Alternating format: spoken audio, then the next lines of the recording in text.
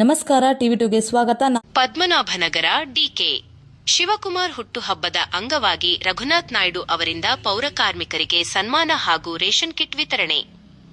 ಬೆಂಗಳೂರು ಪದ್ಮನಾಭನಗರ ವಿಧಾನಸಭಾ ಕ್ಷೇತ್ರದ ಪ್ರಮುಖ ಕಾಂಗ್ರೆಸ್ ಮುಖಂಡರು ಹಾಗೂ 2023ರ ವಿಧಾನಸಭಾ ಚುನಾವಣೆಯ ಕಾಂಗ್ರೆಸ್ ಅಭ್ಯರ್ಥಿಯಾದ ರಘುನಾಥ್ ನಾಯ್ಡು ಅವರು ಕ್ಷೇತ್ರದ ಜನರ ಕಲ್ಯಾಣಕ್ಕಾಗಿ ನಿರಂತರವಾಗಿ ಶ್ರಮಿಸುತ್ತಾ ಬಂದಿದ್ದಾರೆ.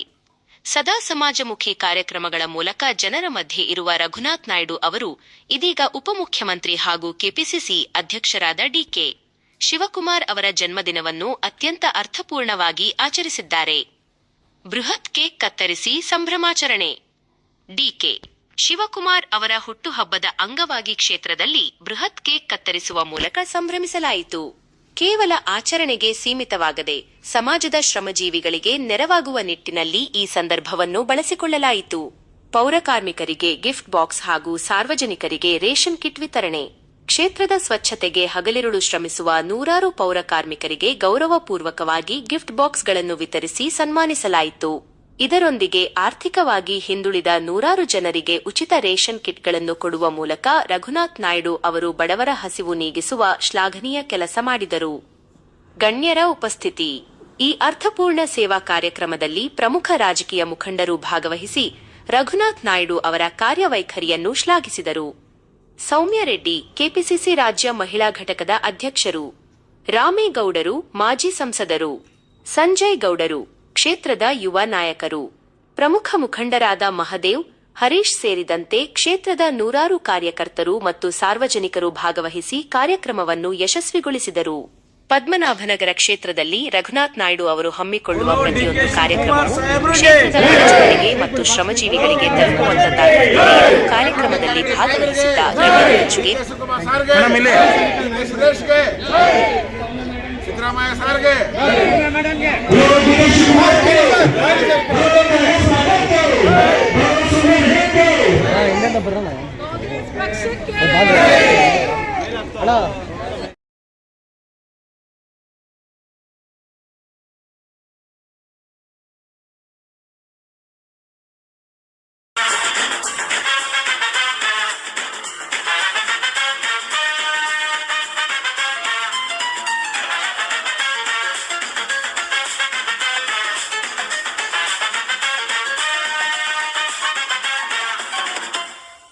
ನೂರಾರು ಕಾಲ ಸುಖವಾಗಿ ಬಾಳು. ಹ್ಯಾಪಿ ಹ್ಯಾಪಿ ಬರ್ತ್ಡೇ, ನಿನ್ನ ಬಾಳು ಎಂದು ಬೆಳಕಾಗಬೇಕು. ಹ್ಯಾಪಿ ಹ್ಯಾಪಿ ಬರ್ತ್ಡೇ, ನೂರಾರು ಕಾಲ ಸುಖವಾಗಿ ಬಾಳು. ಹ್ಯಾಪಿ ಹ್ಯಾಪಿ ಬರ್ತ್ಡೇ, ನಿನ್ನ ಬಾಳು ಎಂದು ಬೆಳಕಾಗಬೇಕು. Happy happy birthday.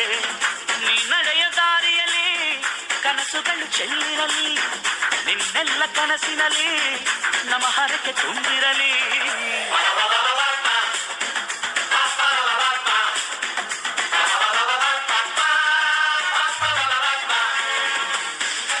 ನೂರಾರು ಕಾಲ ಸುಖವಾಗಿ ಬಾಳು. ಹ್ಯಾಪಿ ಹ್ಯಾಪಿ ಬರ್ತ್ಡೇ, ನಿನ್ನ ಬಾಳು ಎಂದು ಬೆಳಕಾಗಬೇಕು. Happy happy birthday.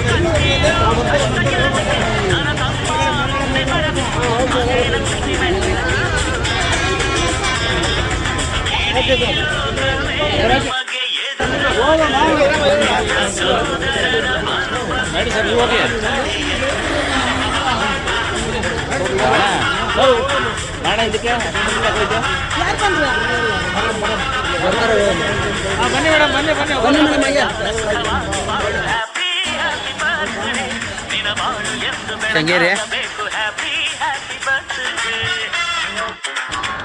ಓಕೆ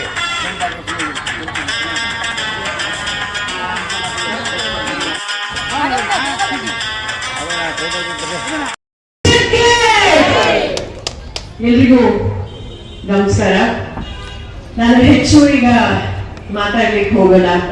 ಇವತ್ತು ನಿಮ್ಮೆಲ್ಲರ ನೆಚ್ಚಿನ ನಾಯಕರು, ನಮ್ಮ ಕೆಪಿಸಿಸಿ ಅಧ್ಯಕ್ಷರು, ನಮ್ಮ ಉಪಮುಖ್ಯಮಂತ್ರಿಗಳು ಶ್ರೀ ಡಿ.ಕೆ. ಶಿವಕುಮಾರ್ ಸರ್ ಅವರ ಜನ್ಮದಿನ.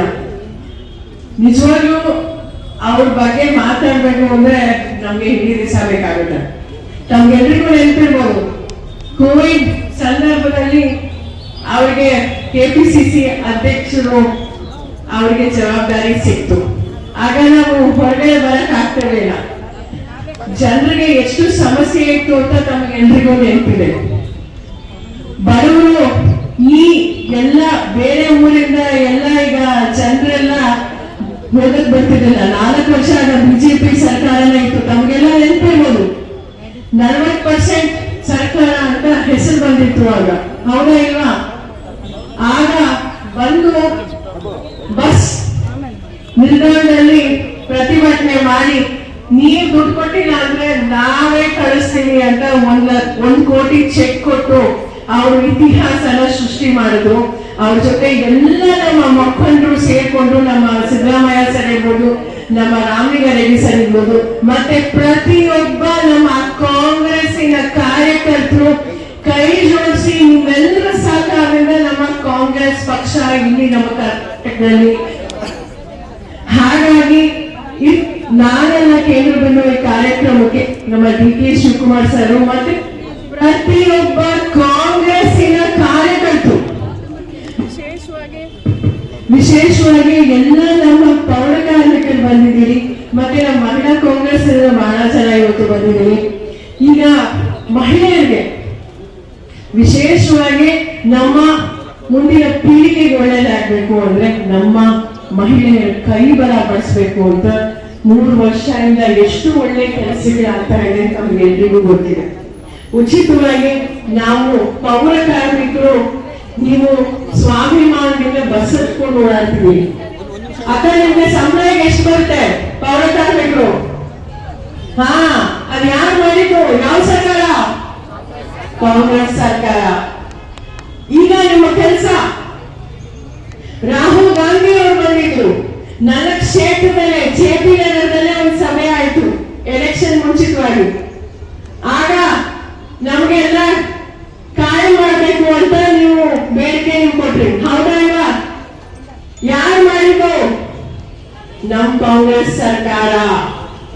ಹಾಗಾಗಿ ನಮ್ಮ ಜೊತೆ ಮಹಿಳೆಯರಾಗಿರ್ಲಿ, ಕಾರ್ಮಿಕರಾಗಿರ್ಲಿ, ಬಡವರಾಗಿರ್ಲಿ, ಮಧ್ಯಮ ವರ್ಗದವರಾಗಿರ್ಲಿ, ಯುವಕರಾಗಿರ್ಲಿ, ಯಾವುದೇ ಜಾತಿ ಆಗಿರ್ಲಿ, ಯಾವುದೇ ವರ್ಗ ಆಗಿರ್ಲಿ, ಎಲ್ಲರ ಜೊತೆ ಒಂದೇ ಪಕ್ಷ ನಮ್ಮ ಕಾಂಗ್ರೆಸ್ ಪಕ್ಷ. ಇವತ್ತು ವಿಶೇಷವಾಗಿ ಇಲ್ಲಿ ನಮ್ಮ 14 ನಗರದಲ್ಲಿ ನಾನು ನಮ್ಮ ಸಹೋದರಿಯರು ಇಬ್ಬರು ದಯವಿಟ್ಟು ಪೌರ ಕಾರ್ಮಿಕರು ಇಲ್ಲಿ ಬರಬೇಕು ಅಂತ ನಾನು ಮನವಿ ಮಾಡ್ತೀನಿ. ಯಾರ ಹತ್ರನೋ ಏನು ಯಾವುದೇ ಒಂದು ಟ್ರಾನ್ಸ್ಫರ್ ಆಗಿರಲಿಲ್ಲ, ಇಲ್ಲಿ ಒಂದು ಆಫೀಸರ್ ಆಗಿರ್ಬೇಕಾದ್ರೆ ಅವ್ರ ಟೈಮು, ಅವ್ರ ಪ್ರಿನ್ಸಿಪಲ್ಸ್, ಅವ್ರ ಹತ್ರ ಲಾಸ್ಟ್ ಟೈಮ್ ಇದ್ದಾಗ ನಾನು ಎಷ್ಟೋ ಜನ MLA ಮಿನಿಸ್ಟರ್ ಸಾಕಷ್ಟು ಜನ ನೋಡಿದ್ದೀನಿ. ಇವಾಗ ತಮಿಳುನಾಡು ನೋಡಿದ್ದೀನಿ, ಇಲ್ಲಿ ನೋಡಿದ್ದೀನಿ, ಆಂಧ್ರದಲ್ಲಿ ನೋಡಿದ್ದೀನಿ. ಇಷ್ಟು ಜನಕ್ಕೂ ಏಕೈಕ MLA ಅಂದ್ರೆ ಇವತ್ತಿಗೆ ಆಯ್ತು ನಮ್ಮ ಸೌಮ್ಯರೆಡ್ಡಿ ಮೇಡಮ್ ಅವರು ಅಂತ ಹೇಳ್ತೀನಿ. ಆ ತರ MLA ಆಗಬೇಕು, ಅದೇ ತರ ನಮಗೆ CM ಆಗಬೇಕು ಮುಂದೆ ಅಂತ ಕೇಳ್ತೀನಿ. ಮುಂದಿನ ವರ್ಷ ಆದರ್ಶ ಏನಿದೆ. ಈಗ ಶಿವರಾಮೇಗೌಡ ಸಾಹೇಬರು ಅವ್ರಿಗೂ ಧನ್ಯವಾದಗಳು. ಅವರಿಗೆ ತುಂಬಾ ಹಿರಿಯರು, ಅವ್ರ ವಯಸ್ಸಷ್ಟು ಅವ್ರ ಅನುಭವ ಅಷ್ಟು ನಮ್ಮ ವಯಸ್ಸು ಅಷ್ಟು ಹಿರಿಯರವರು. ಇನ್ನು ಸದ್ಯ 35 ವರ್ಷ ಇನ್ನು ನಮ್ಮ ಸಂಜಯ್ ಗೌಡರು, ನಮ್ಮ ಸ್ನೇಹಿತರು, ಇನ್ನ ನಮ್ಮ ಲಕ್ಷ್ಮೀಪ್ರಧಾನ್ ಅವರು ಎಲ್ಲರೂ ಗೊತ್ತಿರೋರು. ಅವ್ರ ಬಗ್ಗೆ ಹೇಳಿಲ್ಲ, ಎಲ್ಲರಿಗೂ ನಮ್ಮನ್ನ ಬೈತಾರೆ, ನಮ್ಮನ್ನ ಹೋಗ್ತಾರೆ, ನಮ್ಗೆ ಚೆನ್ನಾಗಿ ಕೆಲಸ ಮಾಡ್ತಾರೆ. ಅದು ಲಕ್ಷ್ಮೀಪ್ರಧಾನ್ ಅವರು ಥ್ಯಾಂಕ್ಸ್ ಹೇಳ್ತೀನಿ. ನಮ್ಮ ಪವನ್ ಕುಮಾರ್ ಬ್ಲಾಕ್ ಪ್ರೆಸಿಡೆಂಟ್ ಅವರು, ಅಕ್ಬರ್ ಅವರು, ಈ ಕಡೆ ಮಾದೇವಣ್ಣ ಅವರು, ನಮ್ಮ B.D. ಶ್ರೀನಿವಾಸಮೂರ್ತಿ ಅವರು, ಸುಜಾತ ಅವರು, ಉಚ್ಚಪ್ಪಣ್ಣವರು. ಲಾಸ್ಟ್ ಟೈಮ್ ನಾನು MLA ನಿಂತಿದ್ದಾಗ ಅವರೇ ಇನ್ಚಾರ್ಜ್ ಇದ್ರು, ಅವ್ರ ಸಹಾಯಕ್ಕೆ ಪ್ರೋತ್ಸಾಹ ಮಾಡಿದ್ರು. ಆಮೇಲೆ ನಮ್ಮ ಕೃಷ್ಣಪ್ಪಣ್ಣ ಅವರು ಪ್ರೆಸಿಡೆಂಟ್ ಆಗಿದ್ರು. ಅವಿಬ್ರು ಸಹಾಯ ಪ್ರೋತ್ಸಾಹ ಮಾಡಿ ಯಾರು ಕೆಲಸ ಮಾಡ್ತಾರೋ ಅವ್ರಿಗೆ ಅಂತ. ಎಕ್ಸಾಂಪಲ್ ಇವತ್ತು ಕೇರಳದಲ್ಲಿ ಆಗಿದೆ, ಯಾರು ಕೆಲಸ ಮಾಡೋದಕ್ಕೆ ಟಿಕೆಟ್ ಕೊಡ್ತಾರೆ ಕಾರ್ಪೊರೇಷನ್ ಆಗಲಿ, ಪಕ್ಷ ಹೈಕಮಾಂಡ್ ಅನ್ಕೊಂಡ್ರು ಲೋಕಲ್ ಲೀಡರ್ ಏನಂತಾರೋ ಅವ್ರು ಯಾರು ಕೆಲಸ ಮಾಡ್ತಾರೋ, ಯಾರು ಇನ್ಫ್ಲೂಯೆನ್ಸ್ ಹೋಗಿ ಯಾರಿಗೆ ಒಂದು ಸರ್ವೆ ರಿಪೋರ್ಟ್ ತಗೊಂಡು ಹೋಗ್ಬೇಕು. ಅದರಿಂದ ಕೇರಳದಲ್ಲಿ ಕೊಟ್ಟಿದ್ದೆಲ್ಲ ಅರ್ಥ ಆಗಿರ್ಬೇಕು. ಇನ್ನು ಮುದ್ರಾ ಜನರು ಒಳ್ಳೆ ಕೆಲಸ ಮಾಡ್ತಾರೆ. ಆದಷ್ಟು ನರೇಂದ್ರ ಜನರು ಇದ್ದಾರೆ, ನಮ್ಮ ಕೈಲಾಸಂದ್ರ, ಇನ್ನು ಜಮೀರ್ ಇದ್ದಾರೆ, ನಮ್ಮ ಆರಾಧ್ಯ ಸರ್ ವೈಸ್ ಪ್ರೆಸಿಡೆಂಟ್, ನಮ್ಮ ಹಳೆ ಬ್ಲಾಕ್ ಪ್ರೆಸಿಡೆಂಟ್ ಇದ್ದಾರೆ.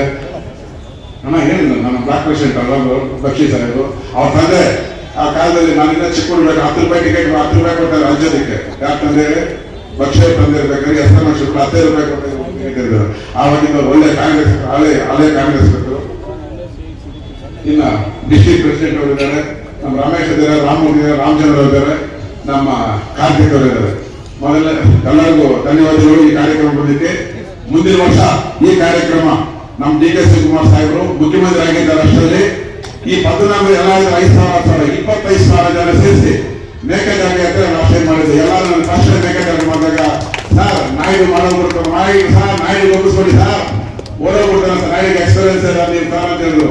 ಒಂದು ನಮ್ಮ ಚೌಟ್ರಿಗೆ ಇದ್ದಾಗ ಆದ್ರೆ ಅವತ್ತು ಡಿ ಕೆ ಶಿವಕುಮಾರ್ ಸಾಹೇಬರು, ಸುರೇಶ್ ಸಾಹೇಬರು ಇಲ್ಲ ಬಿಡಿ ನಾವು ನೋಡ್ಕೊಂತೀವಿ ಅಂತ ಹೇಳಿದ್ರು.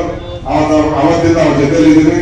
ಅವ್ರು ಹೇಳಿದಂಗೆ 25,000 ಜನ ಊಟ ಮಾಡಿಸೋದು ರೆಡಿ ಮಾಡಿಸ್ಕೊಟ್ಟಿನ ಅವ್ರು 25,000-30,000 ಗಾಡಿಗೆ ಎಲ್ಲ ಮುಡೀತು. ಈಗ ನಮ್ಮ ಸಾಹೇಬರು ನೆಕ್ಸ್ಟ್ ಟೈಮ್ ಮುಂದಿನ ವರ್ಷ ಸಿಎಂ ಆಗೇ ಇರ್ತಾರೆ. ಅವ್ರು ಹುಟ್ಟಿದಪ್ಪ ಅವತ್ತಿಲ್ಲ ಅಂದ್ರೂ ಇಡೀ ಗ್ರೌಂಡ್ ಅಲ್ಲಿ ಪದ್ಮನಾಭ ನಗರದಲ್ಲಿ 25,000 ಜನ ಸೇರಿಸಿ ಹೈಯೆಸ್ಟ್ ಆಗಿ ಇಡೀ ಬೆಂಗಳೂರಲ್ಲಿ ಯಾರು ಮಾಡಿರ್ಬೋದು ಅಂತ ಫಂಕ್ಷನ್ ಮಾಡಿ ಅವ್ರು ಸಿಎಂ ಆಗಿ ಮಾಡಿ ತೋರಿಸ್ತೀನಿ. ನಮ್ಮ ಕೆಪಾಸಿಟಿ ತೋರಿಸ್ತೀವಿ. ಮುಂದಿನ ಸಲ ಪದ್ಮನಾಭ ನಗರದಲ್ಲಿ ಪಕ್ಷ ಯಾರಿಗೆ ಟಿಕೆಟ್ ಕೊಡ್ತೀವಿ ನಮ್ಮ ಸಂಬಂಧ ಇಲ್ಲ, ಕಾಂಗ್ರೆಸ್ ಬಂದೇ ಬರುತ್ತೆ. ಯಾರು ಏನೇ ಮಾಡಿದ್ರು ನಾನ್ ಮಾಡಿರ್ಬೋದು, ಇನ್ನೊಬ್ರು ಮಾಡ್ಬೋದು, ಸಂಜಯ್ ಗೌಡ್ರು ಮಾಡ್ಬೋದು, ಶಿವರಾಮೇಗೌಡರು ಮಾಡ್ಬೋದು, ಪಕ್ಷಕ್ಕೆ ಲೆಕ್ಕ ಇರುತ್ತೆ.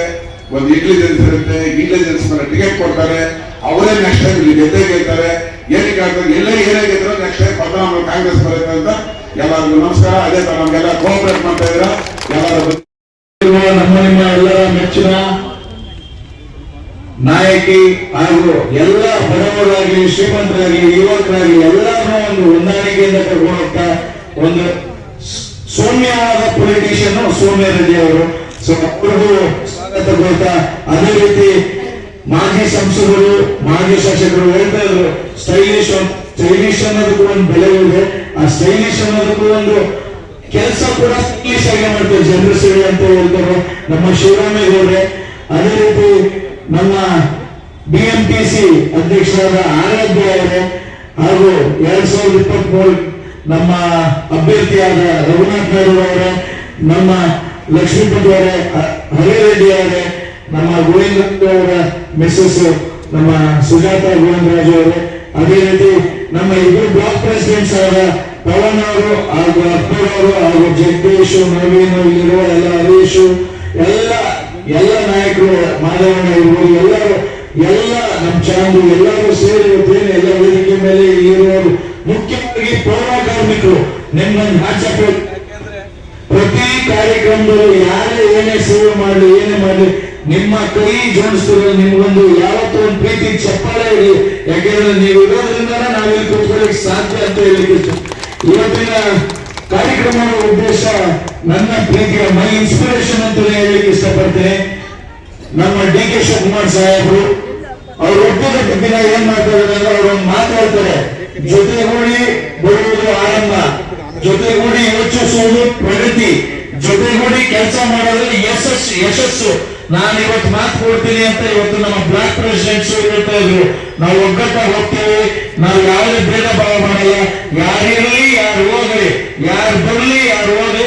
28ಕ್ಕೆ ಹಾಗೂ ಬರೋ ಕಾರ್ಪೊರೇಷನ್ ಚುನಾವಣೆಯಲ್ಲಿ ಬಹುಮತದಲ್ಲಿ ನಮ್ಮ ಡಿ ಕೆ ಶಿವಕುಮಾರ್ ಸಾಹೇಬರು, ರಾಮಲಿಂಗಾರೆಡ್ಡಿ ಸಾಹೇಬರು ನೇತೃತ್ವದಲ್ಲಿ, ಸೋನಿಯಾ ರೆಡ್ಡಿ ಮೇಡಮ್ ನೇತೃತ್ವದಲ್ಲಿ ಈ ಕ್ಷೇತ್ರದಲ್ಲಿ ಯಾವ ಮಟ್ಟಕ್ಕೆ ಕೇಡಾರ್ ಪಾರ್ಟಿ ಮಾಡಬೇಕು, ಒಂದು ಸಂಘಟನೆ ಮಾಡಬೇಕು, ಪ್ರತಿಯೊಂದು ಹೆಜ್ಜೆಯಲ್ಲೂ ನಾವೆಲ್ಲ ಒಗ್ಗಟ್ಟಾಗಿ ಸೇರ್ತೀವಿ ಅಂತ ಹೇಳ್ತಾ 2 ಮಾತನ್ನು ಮುಗಿಸ್ಕೊಂಡು ಕೊನೆಯಾಗಿ ನನ್ನ ಕೊನೆ ಮನಸ್ಸಿನ ಅಭಿಪ್ರಾಯ ಆಗಿದೆ. ಡಿ ಕೆ ಸಾಹೇಬರು ಹುಟ್ಟಿದ ದಿನ ನಾನು ಮನಸ್ಸಾರೆ ವಿಶ್ ಮಾಡಲ್ಲ, ಮುಂದಿನ ಮುಖ್ಯಮಂತ್ರಿ ಆಗಲಿ ಅಂತ ಹುಟ್ಟಿದ ದಿನ ಅವರಿಗೆ ವಿಶ್ ಮಾಡ್ತಾ 2 ಮಾತು.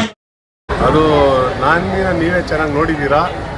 ಎಲ್ಲ ಯಶಸ್ವಿ ಆಗಿದೆ. ಈ ವರ್ಷ ಅವರ ಹುಟ್ಟುಹಬ್ಬ ಆಚರಣೆ ಮಾಡಿದ್ದೀವಿ. ಇದೇನಂದರೆ ಹೋದ ಸಲ ಕಳೆದ ಬಾರಿ ಹೇಳಿದೆ, ಇದೊಂದು ಹಬ್ಬದ ಆಚರಣೆ ನಮಗೆ. ಇವತ್ತಿನ ದಿನ ಒಂದು ಹಬ್ಬದ ದಿನವೇ. ಸೊ ಹಂಗಾಗಿ ಖುಷಿ ಅನ್ನಿಸ್ತಾ ಇದೆ ಎಲ್ಲ ನಮಗೆ. ಜನ ನೋಡಿ, ಜನಸಾಗರ ಊಟ ಎಲ್ಲ ಇವತ್ತು ಅವರ ಹೆಸರಲ್ಲಿ ಅನ್ನದಾನ ನಡೀತಾ ಇದ್ದರೆ ನಮಗೊಂಥರ ಆನಂದವಾಗಿದೆ. ಮುಂದಿನ ದಿನದಲ್ಲಿ ಬದಲಾವಣೆ ಆಗುತ್ತಾ ಸರ್? 100% ಬದಲಾವಣೆ ಇದ್ದೇ ಇದೆ. ಸರ್, ನಾಯ್ಡು ಅವರು ಸೋತರೂ ಕೂಡ ಇಷ್ಟಕ್ಕೆಲ್ಲ ಕೆಲಸಗಳು ಮಾಡ್ತಾ ಇದ್ದಾರೆ. ಯಾರು ಕೂಡ ಈ ಕ್ಷೇತ್ರದಲ್ಲಾಗಿರ್ಬೋದು, ಯಾವುದೇ ಕ್ಷೇತ್ರದಲ್ಲಾಗಿರ್ಬೋದು, ಒಂದು ಚುನಾವಣೆ ಸೋತ ನಂತರ ಎಲ್ಲೂ ಕಣ್ಗೂ ಕೂಡ ಕಾಣಲ್ಲ. ಪ್ರತಿ ವರ್ಷ ಆ್ಯಕ್ಟಿವ್ ಆಗಿ ಕೆಲಸ ಮಾಡ್ತಾ ಇದ್ದಾರೆ. ಅವ್ರ ಬಗ್ಗೆ ಏನು ಹೇಳ್ತೀರಿ ಸರ್? ಕಳೆದ ಚುನಾವಣೆಗಳಲ್ಲಿ ಏನು ನಡೀತೋ ನಮ್ಮ ಪಾರ್ಟಿ ಅದು ಬೇಡ. ಇವಾಗ ಏನಿದ್ದಾರೆ ನಾಯ್ಡು ಅವರು ಆ್ಯಕ್ಟಿವ್ ಆಗಿ ಹೆಂಗೆ ನಡೆಸ್ತಾ ಇದ್ದಾರೆ ಅನ್ನೋದು ನೀವು ನೋಡ್ತಾ ಇದ್ದೀರಾ. ನಾನೇನು ಹೇಳಬೇಕಾಗಿಲ್ಲ. ಪ್ರತಿ ವರ್ಷದ ಪ್ರತಿಯೊಂದು ಸಣ್ಣ ಮೀಟಿಂಗ್ ಆಗಲಿ, ಒಂದು ಸಣ್ಣ ಫಂಕ್ಷನ್ ಆಗಲಿ, ಯಾವ ಕಾರ್ಯಕರ್ತರನ್ನು ನೋವು ಕೊಡ್ದಿರಾ ಎಲ್ಲರನ್ನೂ ಜೊತೆ ಸೇರಿಸಿ ಇವತ್ತು ಯಶಸ್ವಿಯಾಗಿ ಈ ಥರ ಕಾರ್ಯಕ್ರಮಗಳು ಮಾಡಬೇಕಂತ ಹೇಳಿದ್ರೆ ಇವಾಗ ರೂಲಿಂಗ್ ಪಾರ್ಟಿ MLA ಕೈಯಲ್ಲೂ ಆಗ್ತಾಯಿಲ್ಲ. ಆ ಥರ ಇರೋ ಪರಿಸ್ಥಿತಿಯಲ್ಲಿ ಇವರು ಸ್ವಲ್ಪ ಹುಷಾರಾಗಿ ಮಾಡ್ತಾರೆ. ಈಗಿನ ಶಾಸಕರು ಏನಾರು ಅಭಿವೃದ್ಧಿ ಕೆಲಸ ಮಾಡಿದ್ದಾರೆ ಸರ್? ಯಾರು ಹೇಳಿ? ಈಗಿನ ಶಾಸಕರು ಅಭಿವೃದ್ಧಿ ಕೆಲಸ ಮಾಡಿದ್ದಾರೆ ಪದ್ಮನಾಭ ಕ್ಷೇತ್ರ? ಅಭಿವೃದ್ಧಿ ಕೆಲಸ ಮಾಡಿದಾರಾ ಇಲ್ವಾ ಅನ್ನೋದು ಜನರು ಅಭಿಪ್ರಾಯಕ್ಕೆ ಗೊತ್ತಿದೆ. ನಾನೇನು ಹೊಸದಾಗಿ ಹೇಳೋದು ಬೇಕಾಗಿಲ್ಲ. ಅದ್ರ ಮೇಲೆ ಇನ್ನು ಮುಂದಕ್ಕೆ ಏನಕ್ಕೆ ಚರ್ಚೆ ಆಗಿದೆ. ಓಕೆ.